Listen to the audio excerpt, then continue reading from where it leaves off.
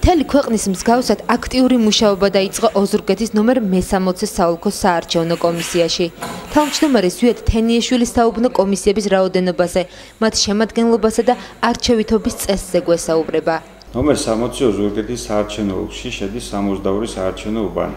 მათ შორის 13 უბანი განთავსებულია ქალაქის ტერიტორიაზე 59 სოფლად. უბანი შედგება 13 წევრისაგან. 6 წევრი კონკურსის საფუძველზე ირჩევა საოლქო საარჩევნო კომისიის მიერ, 7 წევრს ნიშნავს პარტიები.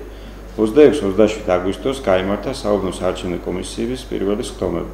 არჩეული იქნა თავმჯდომარე მოადგილე მდივანი 62-ვე საარჩევნო უბანზე.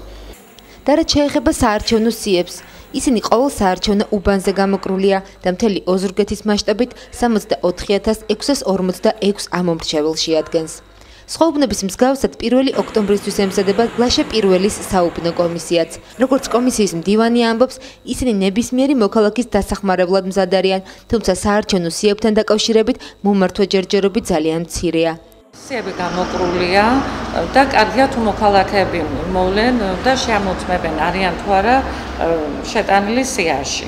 ჯერჯერობით მოგმართა მხოლოდ 2 მოქალაქე. თუ კი დროზე მოვლენ, შევყვანთ სიაში, დავაწერნებთ განცხადებას, გადავცემთ საოლქოს და ალბათ შეტანილი იქნებიან სიაში, ვინც არის გამორჩენილი. არჩევნებამდე ზუსტად 31 დღე დარჩა.